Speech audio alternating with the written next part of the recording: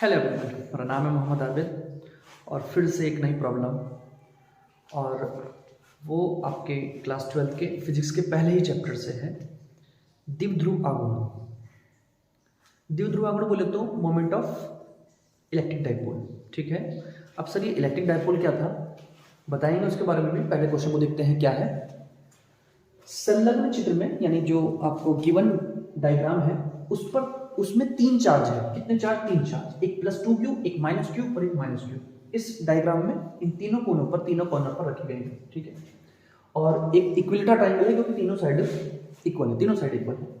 इसने बोला जो भी आपका ये पूरा सिस्टम है इसका द्विध्रुव आघूर्ण यानी इलेक्ट्रिक डाइपोल का जो मोमेंट है वो निकालना है, वो भी डायरेक्शन के साथ। ठीक है, सबसे पहले बात आती है सर ये द्विध्रुव है क्या? द्विध्रुव का मतलब इलेक्ट्रिक डाइपोल है क्या? तो इलेक्ट्रिक डाइपोल के बारे में आपको बताया था, एक सिरे पर माइनस होता है और दूसरे सिरे पर क्या होता है आपका +q। दोनों के बीच की डिस्टेंस मैंने बताई थी आपको 2l। ये आपका द्विध्रुव जिसे आप बोलते हैं इंग्लिश में इलेक्ट्रिक डाइपोल यानी विद्युत द्विध्रुव। अब इसका आघूर्ण कितना होता है? मोमेंट को बोलते हैं हम लोग द्विध्रुव आघूर्ण P = Q × 2l, यानी कोई एक चार्ज ले लो और उनके बीच की डिस्टेंस।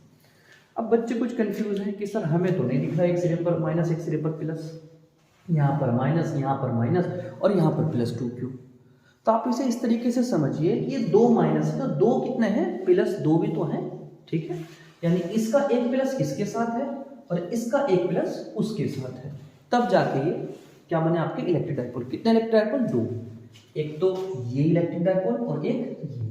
डायरेक्शन क्या होती है भैया इलेक्ट्रिक की डाइपोल की? माइनस की, सॉरी पी की क्या होती है? माइनस से किधर की ओर भैया?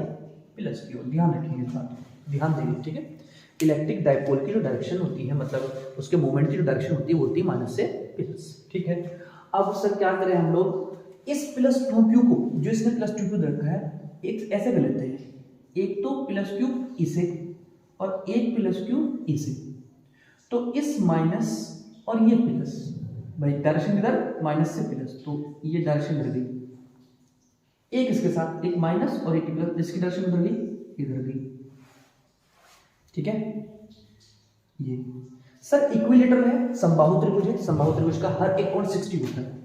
ये 60 है, ये भी 60 है, ये भी कितना है आपका 60।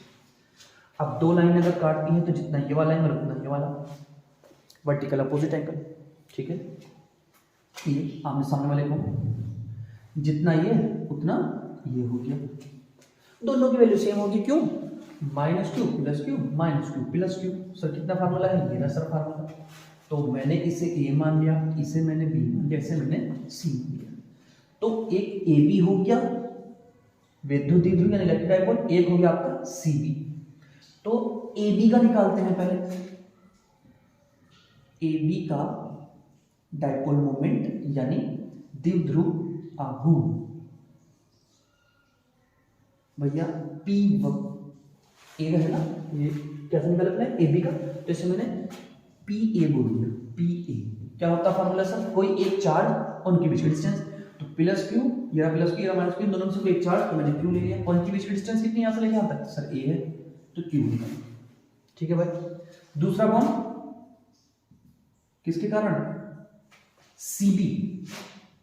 cb का डाइपोल मोमेंट द्विध्रुव आघूर्ण ये हो गया आपका ये इधर, ये a था जैसे क्या बोलते मैंने c, pc।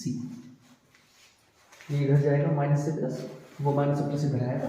तो ये इन दोनों में से कोई एक चार्ज वो भी q ही है और दोनों के बीच की डिस्टेंस कितनी है? वो a है आपकी। अब आप इसे उठा लीजिए। ठीक है भाई, एक तो इधर जा रहा है pc और एक इधर आ रहा है pa। दोनों के बीच का एंगल कितना है? 60। और दोनों हैं बराबर, तो 60 का आधा आधा कर दो 30।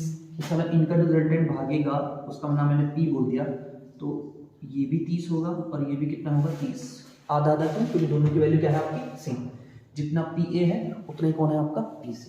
तो बस इसका एक कंपोनेंट, ये इसका एक कंपोनेंट तो ये हो जाएगा और एक कंपोनेंट इधर भागेगा। इसका एक कंपोनेंट इधर होगा, एक कंपोनेंट इधर होगा। तो इसका जो कंपोनेंट इधर होगा वो जिसके देखो जिसके साथ एंगल बनाया उसके साथ कौन हो जाएगा, जरा देख लीजिए इस चीज को, पीसी ने किसके साथ 30 बनाया तो ये कौन हो जाएगा आपका पीसी cos 30, और इसके साथ कौन हो जाएगा पीसी sin 30। ऐसे ये पीए इसका एक कंपोनेंट जो इसके साथ वो कौन हो जाएगा पीए cos 30, और इधर एक कंपोनेंट जो रहेगा वो रहेगा आपका पीए sin 30। ये एक ही लाइन में है और एक दूसरे का ऑपोजिट तो खत्म हो गया, जितना पीए sin 30 उतना पीसी, क्योंकि पीए पीसी सेम sin 30 सेम, भाई जितना पीए उतना पीसी, ठीक। इसके पास भी sin 30 इसके पास भी sin 30, दोनों एक दूसरे का ऑपोजिट, एक दूसरे से ये तो खत्म हो गए, बस ये चल रहा है इनका, ये कौन कौन पीए cos 30 और पीसी cos 30, ये इधर भाग गया रिजल्टेंट। तो भैया इनका जो परिणामी होगा रिजल्टेंट होगा, जिसे आप कह सकते हो रिजल्टेंट पी किस किस के बराबर होगा, एक तो कौन है आपका पीसी cos 30 और दूसरा कौन है पीए cos 30। पीसी पीसी के लिए कितनी है आपकी QA, cos 30 के लिए कितनी है √3/2, पीए कितना है QA और cos 30 के लिए कितनी है √3/2, अरे तो सेम है दोनों, तो कितना होगा 2 होगा, 2QA इंटू √3/2 से 2 खत्म, तो कितना आ गया QA √3। सिंपल सी प्रॉब्लम थी, डायरेक्शन को ध्यान देना है बस, ये कैसे है आपका कंपोनेंट, किस तरीके से हम लोग रिजॉल्व करते हैं, कंपोनेंट किस तरीके से हम वियोजित करते हैं, तोड़ते हैं, वो देख लीजिए हम लोग, और कुछ नहीं, ठीक है। सिंपल सा formula P = Q × 2L, direction negative से लेके पॉजिटिव, इलेक्ट्रिक डाइपोल, ठीक है। तो इलेक्ट्रिक डाइपोल पर एक प्रॉब्लम थी आपकी, करिए इसे, देखिए, मिलते हैं नेक्स्ट वीडियो में, थैंक यू।